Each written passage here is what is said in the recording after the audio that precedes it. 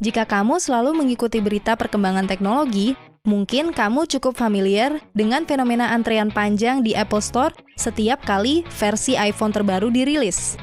Ribuan orang di seluruh dunia rela mengantri berhari-hari demi menjadi yang pertama memiliki iPhone tercanggih. Mungkin hal ini membuat kamu bertanya-tanya, mengapa fenomena ini hanya terjadi pada smartphone milik Apple dan tidak pada merek lain?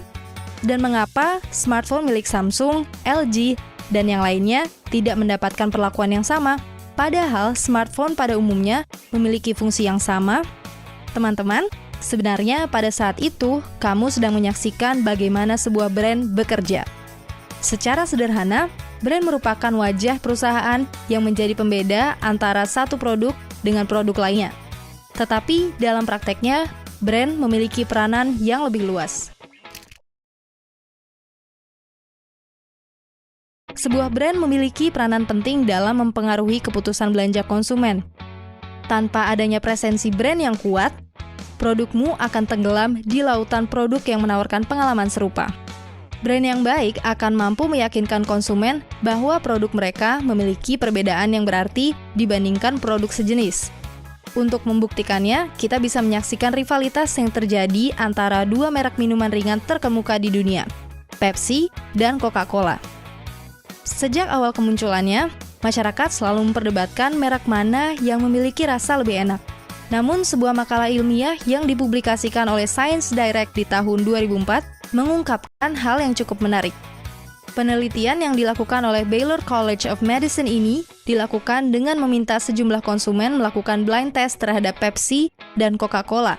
Dalam beberapa percobaan, konsumen secara konsisten memilih Pepsi sebagai minuman favorit mereka.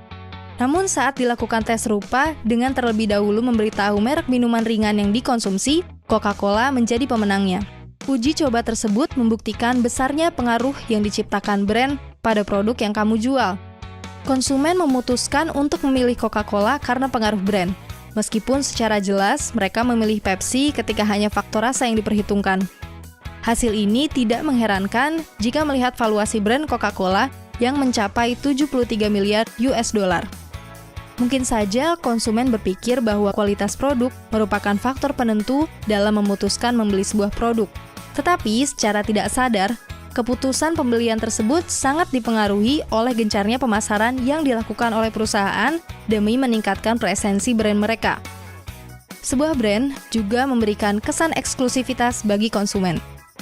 Saat seorang konsumen memilih sebuah produk berdasarkan brand, secara tidak langsung ia telah bergabung ke dalam sebuah klub. Seperti halnya klub sepak bola, seorang supporter akan berjuang mati-matian dalam mendukung tim favoritnya. Maka tidak jarang kita melihat gamer PlayStation dan Xbox beradu pendapat tentang platform game mana yang terbaik. Siapa yang diuntungkan dari hal tersebut? Tentu saja perusahaan. Peran lainnya yang tidak kalah penting adalah brand mengasosiasikan sebuah produk dengan karakteristik dan sifat dari brand itu sendiri. Mari kita kembali mengambil Apple sebagai contoh. Sejak awal kemunculannya di tahun 1976 hingga akhir abad ke-20, Apple dikenal sebagai perusahaan komputer. Saat itu, produk-produk Apple diasosiasikan sebagai produk yang keren, eksklusif, dan inovatif. Sifat-sifat ini melekat pada brand Apple serta produk-produk yang dirilis olehnya. Maka ketika Apple meluncurkan pemutar musik iPod, konsumen juga mengasosiasikan iPod sebagai produk yang keren, eksklusif, dan inovatif. Inilah alasan terjadinya antrean panjang iPhone di seluruh dunia. Sifat dan karakteristik dari brand Apple sudah sangat melekat di benak konsumen. Sehingga apapun produk yang dirilis oleh Apple, selama produk tersebut memiliki logo Apple digigit, orang-orang akan melakukan apapun demi mendapatkan